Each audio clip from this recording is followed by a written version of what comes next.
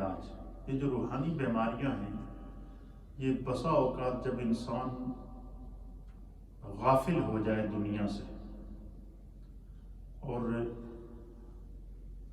اس دنیا سے غافل ہو جائے اور دنیا میں اتنا پڑ جائے کہ وہ اس کو نماز کی فکر نہ رہے، احکام کی فکر نہ رہے، فرائض کی فکر نہ رہے، تو پھر شیطان اس پر حاوی ہو جاتا ہے، اور جب شیطان اس پر حاوی ہوتا ہے تو شیطان اس کو صراط مستقیم پر سے ہٹاتا ہے، تو پھر مختلف اس کے اسباب پیدا ہوتے ہیں۔ حضرت خواجہ حسن بصری رحمۃ اللہ علیہ نے فرمایا کہ اے انسان، تیرے اندر کچھ ایسی بشری کمزوریاں ہیں جن سے فائدہ شیطان اٹھاتا ہے، ان سے اگر ہم اپنے آپ کو بچائیں گے ہمارے اعمال بھی درست ہوں گے اور خدا بھی ہمارے اعمال کی حفاظت کرے گا۔ تو گزشتہ درس میں نے آپ کی خدمت میں پیش کیا تھا کہ ہمارے علماء اور مشائخ اور اہل تصوف نے لکھا ہے کہ اگر انسان یہ چاہے کہ اس کے اعمال کی حفاظت ہو، اس کی نیکیوں کی پروٹیکشن ہو، اس کی عبادات جو اللہ نے اس کو توفیق دی ہے وہ بارگاہ الہی میں مقبول ہوں، تو وہ کثرت سے استغفار کرے۔ اور دوسری نشاندہی حضرت خواجہ حسن بصری رحمۃ اللہ علیہ نے فرمائی ہے، اور اس کو امام غزالی رحمۃ اللہ علیہ نے بھی جو ہے وہ نقل فرمایا ہے۔ اسی طریقے سے اس کے اوپر حضرت محبوب سبحانی قطب ربانی شیخ عبد القادر الجیلانی المعروف حضور غوث الاعظم رضی اللہ تعالیٰ عنہ نے بھی کلام فرمایا ہے، اور حضرت داتا علی حجویری رحمۃ اللہ علیہ نے تو کشف المعجوب میں اس کے اوپر پورا باب باندھا ہے۔ اور وہ روحانی کمزوری کیا ہے، یہ تمام اولیاء اللہ نے جتنے بھی اہل تصوف ہیں انہوں نے اس کے اوپر بڑا زور دیا ہے، اور وہ ٹاپک کیا ہے کہ جو لوگ دنیاوی شغل کے اندر، دنیاوی کھیل تماشے کے اندر اپنے دین کو بھول جاتے ہیں اور وہ کہکے لگا کر ہنستے ہیں۔ آپ فرماتے ہیں کہ روحانی بیماریوں میں سے ایک خطرناک بیماری، اور اس بیماری کا جو کہتے ہیں نا کہ کوئی نہ کوئی چیز ہوتی ہے، اس کا وہ ریئیکشن ہوتا ہے، سائیڈ ایفیکٹ ہوتا ہے۔ فرمایا کہ روحانی بیماریوں میں سے سب سے خطرناک جو بیماری ہے وہ ہے کہکا لگا کر ہنسنا، زور زور سے ہنسنا۔ اور جتنے بھی صوفیاء ہیں انہوں نے اس سے منع کیا ہے۔ قرآن میں اللہ تعالیٰ نے متعدد مقامات پر زور سے ہنسنے سے منع کیا ہے۔ خود نبی پاک صلی اللہ تعالیٰ علیہ وآلہ وسلم نے جو ہے وہ متعدد احادیث کے اندر کہکا لگا کر ہنسنے سے منع کیا ہے، اور اس کو سب سے بری عادت قرار دیا ہے، اور اس کو شیطانی خصلتوں میں سے ایک خصلت قرار دیا ہے۔ اسی لیے جو ہے وہ حالانکہ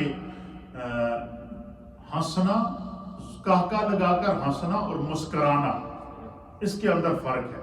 مسکرانے کو حدیث کے اندر تبسم کہتے ہیں۔ کیا کہتے ہیں؟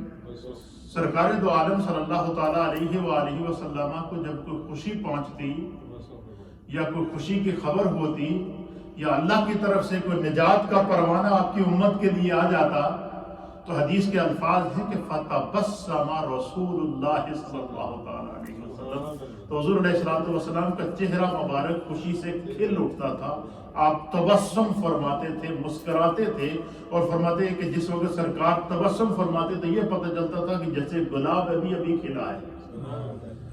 تو تبسم کرنا یہ سنت مصطفیٰ ہے، اپنے چہرے کو خوشی سے مسکراتے چہرے کے ساتھ اپنی گفتگو کرنا، مسکراتے ہوئے گفتگو کرنا، مسکراہٹوں کو بانٹنا، خوشیوں کو بانٹنا، یہ سرکار دو عالم صلی اللہ علیہ وسلم کی سنت ہے۔ اور حضور علیہ نبینا علیہ السلام نے جو ہے وہ کہکا لگا کر ہنسنے سے منع فرمایا ہے، اور اس کی بیماریوں، اور یہ روحانی بیماری ہے، اور اس کے بارے میں سرکار دو عالم صلی اللہ علیہ وسلم نے فرمایا کہ جس شخص کو یہ بری بیماری لگ جائے تو وہ نیکی کے راستے سے ہٹ کر گناہ کے راستے پہ چلا جاتا ہے، اس کا دل سخت ہو جاتا ہے، اس کی دعا اللہ کی بارگاہ میں مقبول نہیں ہوتی، اس کی عبادت اللہ کی بارگاہ میں مقبول نہیں ہوتی۔ اس لیے سرکار دو عالم صلی اللہ تعالیٰ علیہ وآلہ وسلم نے اس سے منع کیا۔ آپ دیکھیں قرآن حکیم فرقان مجید کو اگر ہم لیں تو یہ سورہ نجم ہے، اور سورہ نجم کی آیت نمبر ہے 60، اور 61 اس کے اندر اللہ تعالیٰ نے اہل ایمان کو، نبی پاک کے امتیوں کو یہ نصیحت کی ہے کہ جو کفار تھے، مشرکین تھے، ان کی یہ عادت ہوتی تھی کہ جب سرکار دو عالم صلی اللہ تعالیٰ علیہ وآلہ وسلم قرآن کی تلاوت کرتے نا، جب حضور پر قرآن نازل ہوتا تو سرکار آ کر اس قرآن کو سناتے. جو کفار تھے، مشرکین تھے، وہ یہ کرتے تھے کہ وہ ڈھول، شور شرابہ، ڈھول دھماکے اور زور زور سے کہکہ لگا کر ہنستے تھے، اور اتنے زور سے آوازیں نکالتے تھے اور اتنے زور زور سے ہنستے تھے، اور ان کی نیت یہ ہوتی تھی کہ ہم اتنے زور سے چیخو پکار کریں، ہنسیں، ٹھٹھے کریں، مذاق اڑائیں، تو تاکہ ہمارے کانوں کے اندر قرآن کی آواز نہ پڑ جائے. تو وہ جو ہے وہ مذاق اڑایا کرتے تھے، ہنسا کرتے تھے. اللہ رب العالمین نے قرآن میں فرمایا کہ وَتَضْحَكُونَ وَلَا تَبْكُونَ، اور تم ہنستے ہو اور روتے نہیں. تم کس چیز کی وجہ سے ہنستے ہو؟ اور پھر فرمایا کہ وَأَنْتُمْ صَامِدُونَ، اور تم کھیل کود میں پڑے ہوئے، کھیل تماشے میں پڑے ہوئے ہو. تو فرمایا کہ یہ جو ایک روایت کے مطابق اللہ کے حبیب علیہ السلام نے ارشاد فرمایا کہ جس وقت شیطان انسان پر کے اوپر قابو پا لیتا ہے اس کی بشری کمزوریوں کی وجہ سے، تو وہ اس کو دنیاوی نظارے دکھاتا ہے، اس کے ساتھ اس کو دنیاوی شغل اور مذاق کے اندر مبتلا کر دیتا ہے. اور پھر جو ہے وہ جب انسان گناہ کرتا ہے، جب شیطان اپنے مقصد میں کامیاب ہو جائے اور انسان کو گناہ پہ لگا دیتا ہے، تو فرمایا کہ جب تک تو وہ کوشش کرتا رہتا ہے، جس وقت انسان گناہ کے اندر مبتلا ہو جاتا ہے اور وہ گناہ کرنا شروع ہو جاتا ہے، تو فرمایا کہ شیطان اس کی ناک پر بیٹھ کر کہکہ لگاتا ہے. کیا کرتا ہے؟ کہکہ لگاتا ہے، زور زور سے ہنستا ہے اور کہتا ہے دیکھو میں نے اس کو جو ہے وہ میں اپنے مقصد میں کامیاب ہو گیا. اسی طریقے سے حضور علیہ السلام نے قرآن میں بھی اس طرف اللہ نے اشارہ دیا کہ جانوروں کی آوازوں میں سب سے جو بری آواز ہے وہ گدھے کی آواز ہے. کیا فرمایا؟ گدھے کی آواز ہے. تو حضور علیہ السلام نے فرمایا کہ دیکھیں جب کوئی انسان زور سے کہکہ لگاتا ہے تو کہکہ لگانے سے منہ سے جو آواز نکلتی ہے وہ گدھے کی آواز کے مشابہ ہے یا نہیں؟ ایک بھی آپ نے اس پر غور کیا؟ جب گدھا جو ہے ہانکتا ہے تو اس کی، اور جب انسان زور زور سے کہکہ لگا کر ہنستا ہے، تو بالکل آپ کبھی غور کیجئے گا کہ انسان کے کہکے کی آواز اور گدھے کی جو آواز ہے اس میں بہت ساری مماثلت پائی جاتی ہے. تو اس لیے اللہ تعالیٰ نے قرآن حکیم فرقان مجید میں فرمایا کہ بے شک سب سے بری آوازوں میں سے جو ہے وہ گدھے کی آواز ہے. اور نبی علیہ السلام نے فرمایا کہ جب تم گدھے کو ہانکتا ہوا دیکھو تو حضور نے فرمایا کہ اس وقت تم پڑھو وَلَا حَوْلَ وَلَا قُوَّةَ إِلَّا بِاللَّهِ الْعَلِيِّ الْعَظِيمِ. کیوں؟ سرکار نے اس کی وجہ بیان کی. حضور نے فرمایا کہ گدھا اس وقت ہانکتا ہے جس وقت اس کے سامنے شیطان آتا ہے، وہ شیطان کو دیکھ کر ہانکتا ہے. اور شیطان کو دیکھ کر ہانکتا ہے تو حضور نے فرمایا کہ جس وقت گدھے کو تم ہانکتے ہوئے دیکھو اور اس کی آوازیں نکالتے ہوئے دیکھو تو اس وقت تم وَلَا حَوْلَ وَلَا قُوَّةَ إِلَّا بِاللَّهِ الْعَلِيِّ الْعَظِيمِ پڑھا کرو. تو اللہ کے حبیب علیہ السلام نے فرمایا کہ جی جو بندہ کہکہ لگاتا ہے، کہکہ لگانے سے فرمایا کہ اس کے اندر ایسی روحانی بیماری آ جاتی ہے کہ انسان گناہ کے راستے پہ چلا جاتا ہے، شیطان کے راستے پہ چلا جاتا ہے. اس لیے سرکار دو عالم صلی اللہ تعالیٰ علیہ وآلہ وسلم نے، اسی طرح تمام فقہاء اکرام نے اور اہل تصوف جو صوفیاء ہیں، جنہوں نے تصوف کے دروس دیے ہیں، انہوں نے سب سے زیادہ پابندی جو ہے وہ کہکہ لگانے پر لگائی ہے. اور فرمایا کہ اس سے روحانیت میں کمزوری آتی ہے اور انسان کا دین کمزور ہوتا ہے، انسان اعمال صالحہ کے راستے سے ہٹ جاتا ہے. اور اس کے اوپر میں آگے چند روایات پیش کروں گا، انشاءاللہ آپ کو سنیں گے تو آپ کا ایمان تازہ جائے گا. اسی طریقے سے سورہ توبہ کی آیت نمبر ہے 82 اور یہ سورہ نمبر 9 ہے، پارہ نمبر 10 ہے. اس میں اللہ رب العالمین ارشاد فرماتے ہیں کہ فَلْيَضْحَكُوا قَلِيلًا وَيَبْكُوا كَثِيرًا جَزَاءً بِمَا كَانُوا يَكْسِبُونَ. فرمایا کہ اہل ایمان کی شان یہ ہے کہ انہیں چاہیے کہ پس وہ فَلْيَضْحَكُوا قَلِيلًا، انہیں چاہیے کہ وہ بہت کم ہنسا کریں، اور کیا کریں، وَلْيَبْكُوا كَثِيرًا، اور زیادہ اللہ کے خوف سے رویا کریں۔ فرمایا جس دل کے اندر خوف خدا موجود ہوگا، خشیت الہی موجود ہوگی، تقوی موجود ہوگا، تو وہ قہقہ لگا کر ہنسے گا نہیں، بلکہ اس کو ہمیشہ آخرت کا خوف رہے گا، اور بخشش کا خوف رہے گا، گناہوں کے معافی کا خوف رہے گا۔ اور فرمایا کہ جزاء بما كانوا یکسبون، یہ ان کاموں کی سزا ہے وہ جو کرتے تھے۔ اللہ تعالیٰ ہر کام کو دیکھتا ہے کہ یہ کیوں ہنستا ہے، کیوں روتا ہے۔ تو فرمایا کہ ہمارے علماء اور محدثین نے اس کے اوپر پورے ابواب باندھے ہیں۔ اسی طریقے سے حضرت فقیہ ابو لیث رحمۃ اللہ تعالیٰ علیہ، آپ نے جو ہے وہ اس کے اوپر آپ نے ایک کتاب ہے آپ کی تنبیہ الغافلین، کتاب کا کیا نام ہے؟ تنبیہ الغافلین۔ اس کا معنی یہ ہے کہ جڑے لوگ غفلت بھی پہ گئے ہیں اور دین تو دوری اختیار کر گئے ہیں اپنی بشری کمزوریوں اور روحانی کمزوریوں کی وجہ سے، ان کو تنبیہ کی ہے، ان کی اصلاح کی ہے۔ اس کے اوپر تنبیہ الغافلین میں حضرت فقیہ ابو لیث رحمۃ اللہ تعالیٰ علیہ نے ہنسی کو روکنا، اس کے اوپر پورا باب باندھا ہے۔ سرکار غوث اعظم رضی اللہ تعالیٰ عنہ نے جو ہے وہ قہقہ لگا کر ہنسنے سے منع کے اوپر پورا ایک درس دیا ہے۔ اسی طریقے سے حضرت داتا علی حجویری رحمۃ اللہ علیہ نے کشف المعجوب میں ہنسی کے نقصانات کو بیان فرمایا ہے۔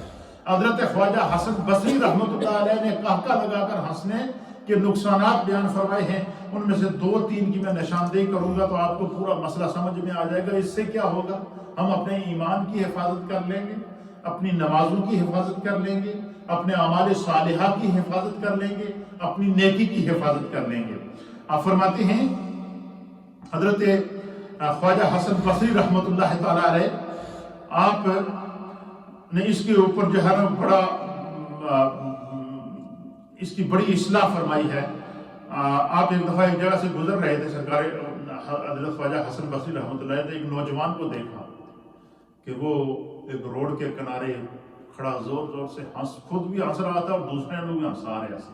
جیسے ہمارے یہاں بعض لوگوں کی عادت ہوتی ہے کہ وہ خود بھی ہنستے ہیں اور دوسروں کو بھی ہنساتے ہیں، اور اس چیز کا خیال بار تو بار ہم مسجد میں بھی اس کا خیال نہیں رکھتے۔ مسجد میں بھی ہم قہقہ لگا کر کے کر دیتے ہیں، ہنس جاتے ہیں۔ اور اس کے حالانکہ علماء اور محدثین نے لکھا ہے کہ جو بندہ مسجد کے اندر بیٹھے ہوئے قہقہ لگا کر ہنسے گا، اسے چاہیے کہ وہ فوراً وضو کرے، اس کا وضو ٹوٹ جائے گا۔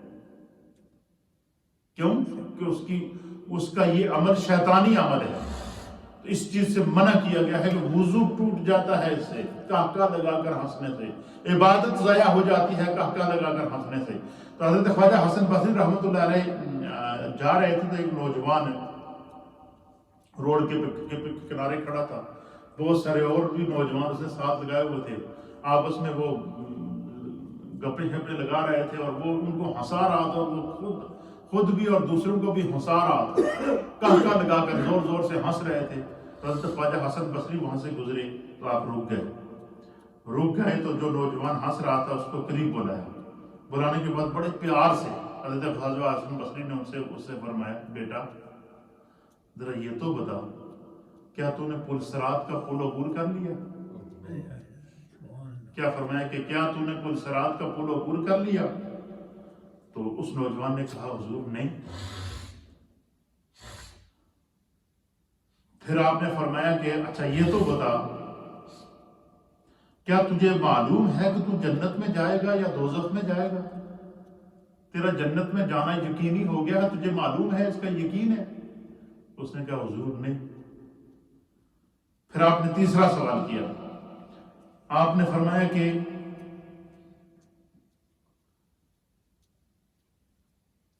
یہ تو بتا کہ کیا تجھے یقین ہے کہ تمہاری نیکیاں اللہ کی بارگاہ میں قبول ہو گئی؟ اس نے کہا، جی نہیں۔ تو پھر حضرت خواجہ حسن بصری نے اس کو مخاطب کر کے فرمایا کہ پھر بیٹا یہ اتنے زور زور سے ہنسنا کیسا؟ یہ قہقہ لگا کے تو کس خوشی میں ہنس رہا ہے؟ جب تجھے یہ پتہ نہیں کہ ہمیں پلسرات سے میں پار ہوں گا یا کہ نہیں، تجھے یہ پتہ نہیں کہ میری نیکیاں اللہ کی بارگاہ میں قبول ہوں گی یا کہ نہیں، تجھے جب یہ پتہ نہیں کہ میں جنت میں جاؤں گا یا کہ نہیں، تو فرمایا کہ جب اتنے تو نے مشکل راستے ابھی عبور کرنے ہیں اور اسی کے اوپر تیری نجات ہوگی، تو تو دنیا کی غفلت میں پڑا ہوا، نماز کی فکر نہیں، روزے کی فکر نہیں، تلاوت کی فکر نہیں، نیکیوں کی فکر نہیں، اور تو کہکہ لگا کر خود بھی ہنس رہا ہے اور دوسروں کو بھی ہنسا رہا ہے۔ تو حضرت خواجہ حسن بصری رحمۃ اللہ علیہ کے الفاظ کے اندر نہ جانے دے ولی اللہ جو ہوتے ہیں، اس نوجوان کی شاید تقدیر بدلنی تھی، اس لیے ان کے سامنے ہنس گیا۔ اس لیے جب یہ بات ذہن میں رکھا کریں کہ جب کوئی بندہ کوئی غلطی کرتا ہے تو کوئی اگر عالم اس کے سامنے موجود ہو یا کوئی صاحب بصیرت شخص موجود ہو، وہ اگر اس کی اسی وقت اصلاح کرے نا تو اس کو محسوس نہیں کرنا چاہیے۔ کئی لوگ ہوتے ہیں وہ محسوس کر کے جناب وہ کئی دن ناراض ہی رہتے ہیں کہ انہوں نے بھئی ہمیں نیکی کے راستے کی اصلاح کیوں کی ہے۔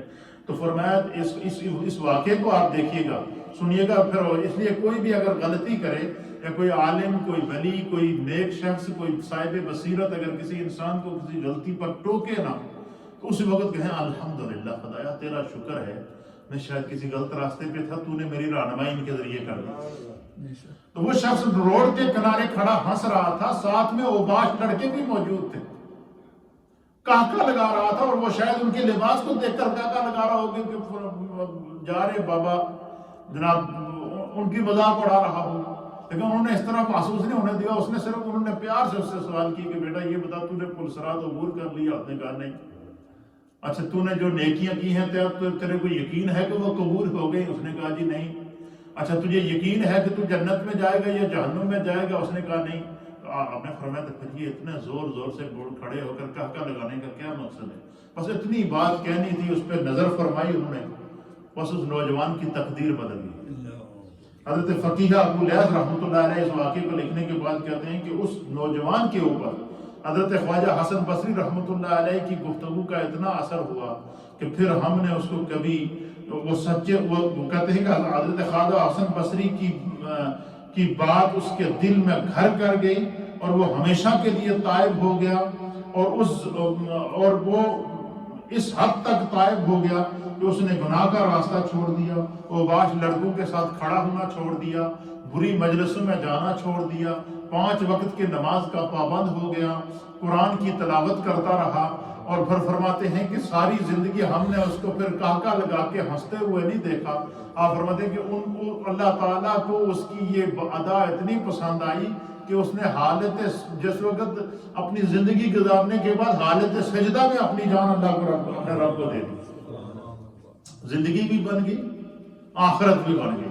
تو اس لیے اس کے اوپر جو ہے وہ سختی سے منع کیا گیا۔ پھر اسی طریقے سے آپ فرماتے ہیں حضرت خواجہ حسن بصری رحمۃ اللہ تعالیٰ علیہ، آپ فرماتے ہیں کہ زندہ آدمی کو 5 چیزوں کا غم ہوتا ہے، لہذا ہر آدمی ان 5 چیزوں کی فکر میں رہنا چاہیے۔ پھر ان 5 چیزوں کی انہوں نے نشاندہی کی ہے۔ آپ فرماتے ہیں کہ سب سے پہلے فکر بجائے اس کی کہ دنیاوی باتوں کے اندر اپنا وقت ضائع کر کے بندہ کہکہ لگا کر ہنستا رہے، بری صحبت میں موجود رہے، آپ فرماتے ہیں کہ ہمیشہ اپنے گزشتہ گناہوں کی فکر کرو اور اللہ سے توبہ کرو۔ اور میں ہمیشہ گزشتہ گناہوں سے کی فکر کرو اور اللہ سے توبہ کرتے رہو، اور گزشتہ گناہوں کی فکر کو یقینی بناؤ اور اللہ سے توبہ کرتے رہو، لہذا ہر وقت اس کی فکر رہنی چاہیے۔ فرمایا جو شخص اپنے گناہوں کی فکر کرتا ہے اللہ اس کے گناہوں کو تو معاف کرے گا ہی کرے گا۔ حضرت خواجہ حسن بصری کہتے ہیں خدا اس کی نیکی، اس کی عبادات، اس کی تلاوت، اس کی زندگی کی حفاظت بھی کیوں؟ کہ اس کے تقوی کی وجہ سے، خوف خدا کی وجہ سے۔ اور فرماتے ہیں کہ جس دل میں خوف خدا پیدا ہو جائے، جس دل میں تقوی کا نور پیدا ہو جائے، حضرت خواجہ حسن بصری کہتے ہیں کہ اللہ اس کو کہتے نہ دنیا بھی رسوا کرتا ہے تو نہ آخرت بھی رسوا کرتا ہے۔ اور دوسری چیز کیا ہے جس کی فکر رہنی چاہیے؟ آپ فرماتے ہیں کہ نیکیاں کتنی بھی ہوں مگر یہ یقین نہیں کہ پتہ نہیں قبول ہوں گی یا کہ نہیں۔ فرمایا کبھی یہ بندہ نا ذہن میں یہ نہیں لانا کہ میں بڑیاں آج نمازاں پڑھ لی ہیں تو میں بڑا تیر مار لیا، میں اتنے قرآن ختم کر لیا تو میں نے شاید کوئی بہت بڑا وہ کمال کر دیا۔ میں نے اتنے سجدے اور اتنے قیام کر دیے. فرمایا حضرت خواجہ حسن بصری کہتے ہیں کہ بندہ مومن جی خدا نے توفیق دے دیتی نا نماز کی تو شکر ادا کر, جی قرآن کی تلاوت کی اللہ نے توفیق دیا تو شکر ادا کر, کوئی نیکی کی توفیق دیا تو شکر ادا کر. فرمایا تمہیں فکر کیا ہونی چاہیے؟ فکر یہ رکھو کہ اے اللہ اگر تو نے مجھے اس نیکی کی توفیق دیا تو میری اس نیکی کی حفاظت بھی کر. گناہ سے توبہ کی فکر اور نیکی کی حفاظت کی فکر. آپ فرماتے ہیں یہ بندہ مومن کا شعار ہونا چاہیے, یہ بندہ مومن کی زندگی کی جو نیت اور سوچ اور فکر ہونی چاہیے. فرمایا جس بندے کی یہ فکر ہوئے کہ اس کو گناہوں سے معافی کی فکر پڑی ہوئی ہو اور نیکی کی حفاظت کی فکر پڑی ہوئی ہو, فرمایا خدا اس کے گناہوں کو معاف بھی کرتا ہے اور اس کی نیکی کی حفاظت بھی کرتا ہے. اور کیسے حفاظت کرتا ہے؟ اس کا فیصلہ ہے کہ ان الصلاۃ تنہا عن الفحشاء والمنکر. جب بندہ نیکی دا پابند ہو جائے, نماز دا پابند ہو جائے تو خداوند قدوس اس کی زندگی دی بے حیائی, بری باتیں, گناہوں سے جو ہے وہ حفاظت فرماتا ہے اللہ اس کی. تو آپ فرماتے ہیں کہ جب گناہوں کی فکر کرو گے کہ اللہ مجھے میرے گناہوں کو معاف کرے, میں نے استغفار پوری رات کی ہے لیکن پتہ نہیں معاف ہوگا یا نہیں, لیکن میں اس کی فکر میں لگا رہتا ہوں. اور میں اس کی فکر کرو گے خدا تمہاری فکر کرے گا, دنیا تمہاری فکر کرے گی, ایمان تمہاری فکر کرے گا, تمہارا عمل تمہاری فکر کرے گا, اور اپنی نیکی کی فکر کرو کہ نیکی جو مجھ سے ہو گئی ہے یہ اس کی حفاظت ہو. اور تیسری چیز کیا ہے؟ آپ فرماتے کہ اپنی گزشتہ زندگی کا تو علم ہے کہ کیسی گزری, جڑی زندگی گزر گئی اس کا ہر بندے کو علم ہے کہ کیسی گزری ہے. اور فرماتے ہیں گزشتہ زندگی کا تو علم ہے کہ کیسی گزری ہے, لیکن آنے والی زندگی کے بارے میں فکر مند ہو. گزشتہ زندگی کا علم ہے, بندے کو گناہوں کا بھی پتہ ہے, نیکیوں کا بھی پتہ ہے, اور توبہ کرتا رہے, گناہ پہ بھی توبہ کرتا رہے, نیکی کی بھی فکر کرتا رہے. لیکن آئندہ جو آنے والی زندگی ہے فرمایا اس کے لیے پلان بنائے کہ میں اس زندگی میں جو ہے وہ گناہ کی وادی میں قدم نہیں رکھوں گا, شیطان کے راستے پر نہیں جاؤں گا, جو میرے ذمہ احکام ہیں میں ان پر پابندی کروں گا, جو میرے ذمہ فرائض ہیں میں ان پر پابندی کروں گا, جو میرے ذمہ حقوق ہیں میں ان کی پابندی کروں گا. کیوں کہ میری زندگی تھوڑی ہے, پتہ نہیں سانس کب نکل جائے. فرمایا نیت کرنا تمہارا کام ہے, کوشش کرنا تمہارا کام ہے. تم اپنے رب کے متعلق جیسا گمان رکھتے ہو وہ تمہیں اس سے زیادہ قریب بڑھ کر تمہیں اپنا اس کا صلہ عطا فرمائے. اور پھر فرماتے ہیں کہ یہ تو یقین ہے کہ اللہ تعالیٰ جنت اور دوزخ دو ٹھکانے, اللہ تعالیٰ نے جنت اور دوزخ دو ٹھکانے بنائے ہیں, لیکن یہ معلوم نہیں کہ اس میں ہمارا ٹھکانہ کون سا ہوگا. پر میں اس فکر میں رہے کہ یا اللہ مجھے جہنم میں نہ لے جانا, میرا ٹھکانہ جنت ہی بنا. پر میں یہ فکر ہر انسان کو کرنی چاہیے. اور پانچویں چیز کیا ہے؟ آپ فرماتے ہیں کہ یہ پتہ نہیں کہ اللہ تعالیٰ آدمی سے راضی ہے یا کہ ناراض ہے, یہ ہمیں اور اس کی مثال دیتے ہیں کہ ایک بات یاد رکھنا, جڑے خدا دا انکار کرنے اللہ تعالیٰ انہوں نے تھوڑے کو زیادہ رزق دیتا ہے. کفار پوری دنیا کے آپ کفار دیکھیں نا, بڑے بڑے خوشحال ہیں یا کہ نہیں ہیں, ان کو رزق ملتا ہے یا کہ نہیں ملتا. اور جڑے دہری ہے, دہری اس کو کہتے ہیں کہ جڑے خدا کے وجود کا بھی انکار کر چھوڑے, اس کو دہریہ کہتے ہیں کہ جنہوں نے خدا کے وجود کا بھی انکار کر دیا خدا انہوں نے بھی رزق دیتا ہے. جڑے کافر ہیں خدا انہوں نے بھی رزق دیتا ہے, جڑے مومن ہیں اللہ انہوں نے بھی رزق دینا ہے. بلکہ رزق کے ساتھ ساتھ بسا اوقات ایسی آزمائشیں آ جاتی ہیں کہ انسان برتائی حیرت میں پڑ جاتا ہے, لیکن اس کا ایمان بڑا مستقیم ہوتا ہے. آپ فرماتے ہیں کہ جو ہے وہ پتہ نہیں کہ اللہ تعالیٰ مجھ سے راضی ہے یا ناراض. بس جس شخص کو عمر بھر یہ 5 فکریں لگی رہیں, حضرت خواجہ حسن بصری جس بندے نے 5 فکراں رہن کہ پہلی فکر کیا کہ جو ہے وہ گزشتہ مجھ سے جو گناہ ہو چکے ہیں اللہ مجھے معاف کر دے, میں میری جتنی توفیق ہے میں توبہ کروں گا, یہ فکر رہنی چاہیے. اور دوسری ہے کہ جو نیکیاں ہو گئی ہیں خدا ان کو سنبھال کے رکھے, اللہ ان کی حفاظت فرمائے. اور تیسرا یہ کہ اپنی گزشتہ زندگی کا علم تو ہے, اللہ معاف کرے, آئندہ آنے والی زندگی کے لیے پلان کرے کہ میں ایسا کام نہ کروں کہ جو میرے گناہ.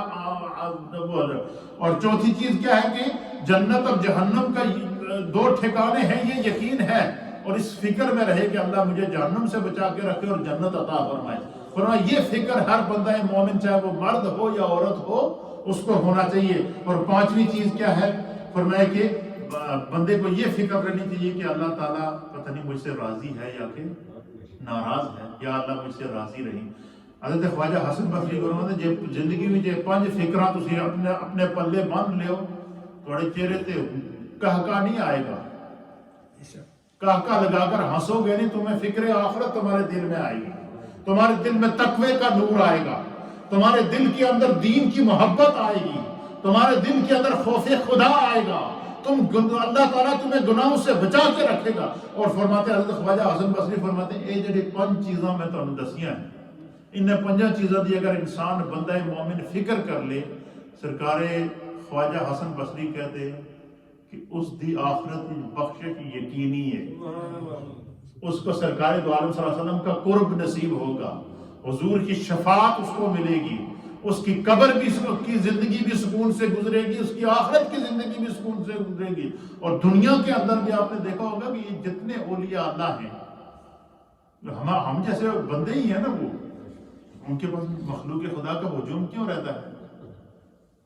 اس لیے کہ وہ انہوں نے یہ ساری چیزوں کی پابندی کی ہوتی ہے، تو فرماتا ہے کہ پھر اللہ تعالیٰ کے وہ دوست بن جاتے ہیں۔ اور پھر فرماتے ہیں کہ جسے دنیا میں 5 غم حاصل نہیں، اسے مرنے کے بعد 5 غموں کا سامنا ہوگا۔ خواجہ حسن بصری کیا کہتے ہیں کہ جسے دنیا میں 5 غم حاصل نہیں، اسے قیامت میں ان 5 غموں کو سامنا کرنا پڑے گا۔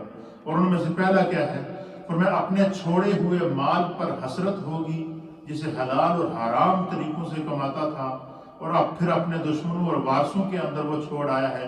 فرمایا انسان کو اس چیز کی قیامت والے دن حسرت ہوگی کہ کاش یہ جڑا مال میں پیچھے چھوڑ کے آیا ہوں، اور نہ میں نے اس کو حلال طریقے سے کمایا ہے، نہ ہی میں نے حلال اور حرام کی تمیز کی ہے، نہ ہی میں نے جائز اور ناجائز کی تمیز کی ہے، اے اللہ اب یہ مال میرے لیے وہ بن رہا۔ پھر بندہ فرمایا حسرت کرے گا۔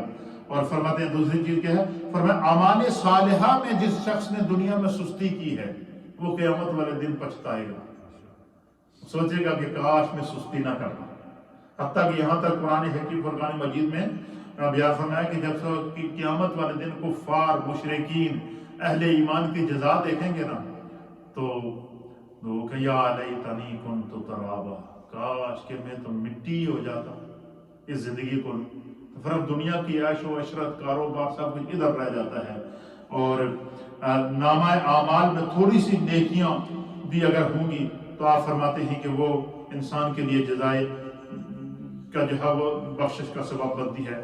حضرت آخری بات حضرت عبداللہ ابن عمر رضی اللہ تعالیٰ عنہ نقل فرمایا کہ ایک دن حضور نبی اکرم صلی اللہ تعالیٰ علیہ وسلم مسجد نبوی شریف میں تشریف فرما تھی۔ صحابہ اکرام ہدایت کے ستارے میرے مصطفیٰ کریم صلی اللہ تعالیٰ علیہ وآلہ وسلم جب تشریف لائے تو صحابہ اکرام مسجد میں بیٹھے ہوئے تھے، تو بعض صحابہ اکرام جو ہے نا وہ مسجد کے باہر دروازے پہ کھڑے تھے، تو وہ باتیں کر کے آپس میں زور زور سے ہنس رہے تھے۔ آپ نے دیکھا کہ ہمارے میں ایسی بہت سارے لوگوں کی یہ عادت ہوتی ہے، اس گیٹ تو کراس کرنے کی دیری ہوتی ہے تو پھر شروع ہو جاتے ہیں۔ اس طریقے سے کچھ صحابہ اکرام تھے جو مسجد میں آئے اور مسجد کے دروازے کے باہر نماز پڑھی، باہر نکل کے آپس میں باتیں کر کے زور زور سے کہکا لگا کر ہنس رہے تھے۔ تو وہاں سے سرکار دو عالم صلی اللہ علیہ وسلم کا گزر ہو گیا، حضور علیہ السلام کا وہاں سے گزر ہوا۔ سرکار دو عالم صلی اللہ تعالیٰ علیہ وآلہ وسلم تشریف لائے، کچھ لوگوں کو باتیں کرتے ہوئے اور ہنستے ہوئے، کہکا لگاتے ہوئے دیکھا۔ آپ صلی اللہ تعالیٰ علیہ وآلہ وسلم ٹھہرے، پھر سرکار ان کے قریب گئے۔ اللہ کے حبیب علیہ السلام نے انہیں سلام کیا۔ کیا کیا؟ سلام کرنے کے بعد سرکار دو عالم صلی اللہ تعالیٰ علیہ وآلہ وسلم نے ان سے فرمایا، لذتوں کو توڑنے والی کا ذکر بکثرت کیا کرو۔ کیا فرمایا؟ لذتوں کو توڑنے والی کا ذکر بکثرت کیا کرو۔ تو صحابہ اکرام حضرت عبداللہ ابن عمر کہتے ہیں کہ ہم نے عرض کیا کہ یا رسول اللہ یہ لذتوں کو توڑنے والی چیز کیا ہے؟ تو حضور نبی علیہ السلام نے فرمایا کہ اپنی موت کو کثرت سے یاد کیا۔ کیا کیا کرو؟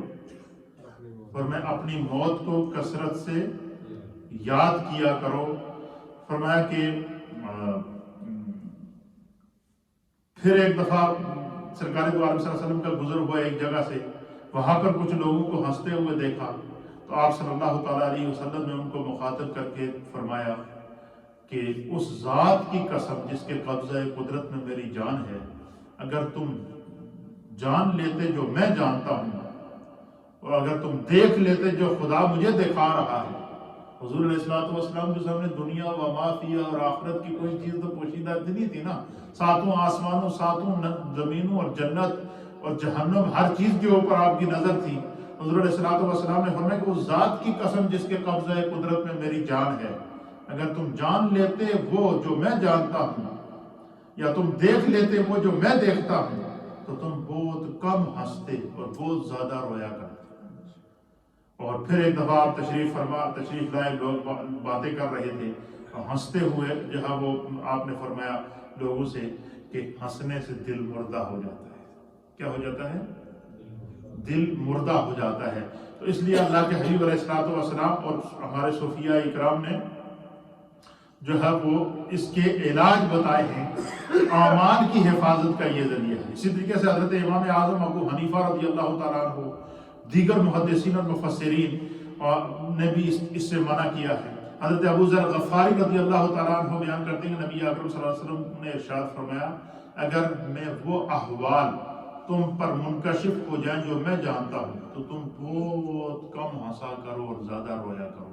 اور اللہ بھی قرآن حکیم فرقان مجید میں فرمایا کہ تم کم ہنسا کرو اور زیادہ رویا کرو. اس کا معنی کیا ہے کہ اس سے دل مردہ ہو جاتا ہے. قہقہ لگا کر ہنسنا یا شغل اور ہنسی مذاق کی مجالس اور اس طرح کی محفلیں لگی ہوں کہ انسان کو نہ نماز کی فکر ہو, نہ روزے کی فکر ہو, نہ احکام دین کی فکر ہو, اور وہ دنیا کے اندر اس قدر گم ہو جائے, تو فرمایا کہ یہ اس کے اعمال کو ضائع کر دیتا ہے اور یہ روحانی کمزوریوں میں سے. تو وہ کہتے ہیں کہ اگر انسان یہ چاہے کہ اس کی روحانیت مضبوط ہو, تو حضرت خواجہ حسن بصری کہتے ہیں کہ وہ یہ کوشش کرے کہ قہقہ لگا کے نہ ہنسے. خوشی سے مسکرانا یہ سنت مصطفیٰ ہے, دوسروں کو خوشیاں پہنچانا یہ سنت مصطفیٰ ہے. لیکن دین کے تقاضوں سے جو بھی چیز جس چیز سے ممانعت کی گئی ہے اس چیز سے بچنا, اسی کا نام تقویٰ ہے. اور اسی سے ہم دین سیکھیں گے انشاءاللہ. اگر ایک بات پر ہم عمل کریں گے تو اللہ تعالیٰ اس کی برکت سے دوسری کی توفیق عطا فرما دے گا, دوسری پر عمل کریں گے تو تیسری کی. وہ حضرت حسن بصری نقل کرتے ہیں کہ اللہ تعالیٰ پر ایمان رکھنے والا شخص شام کرتا ہے تو غمگین ہوتا ہے, صبح اٹھتا ہے تو غمگین ہوتا ہے. میں نے حسن بصری کو کہتے ہیں کہ میں نے جب بھی حضرت یونس کہتے ہیں کہ میں نے جب بھی حضرت حسن بصری رضی اللہ تعالیٰ عنہ کو دیکھا اور جیسے کسی تازہ مصیبت یا آفت سے اٹھ کر آئے ہوں, ان کے اوپر خوف خدا کا غلبہ رہتا تھا. فرمایا جس دل میں خوف خدا ہو اور زیادہ ہنسنے سے بہتر ہے کہ بندہ جو ہے وہ اپنے نیک اعمال اور تسبیحات اور تحلیلات پر توجہ دے. تو روحانی بیماریوں میں سے ایک بیماری انہوں نے یہ بیان کی ہے کہ جو لوگ دنیاوی مشاغل کے اندر اس قدر گم ہوتے ہیں کہ وہ زیادہ ہنستے ہیں اور جو ہے وہ قہقہ لگا کر ہنستے ہیں, اور ان کو دنیاوی اور دینی امور سے جو ہے وہ نابلد ہوتے ہیں اور دل سخت ہو جاتے ہیں. اور فرمایا جس وقت انسان کا دل سخت ہو جائے تو وہ پھر اس میں نیکی اور برائی کی تمیز ختم ہو جاتی ہے. اللہ ہمیں اپنی اصلاح کی توفیق عطا فرمائے. آپ نے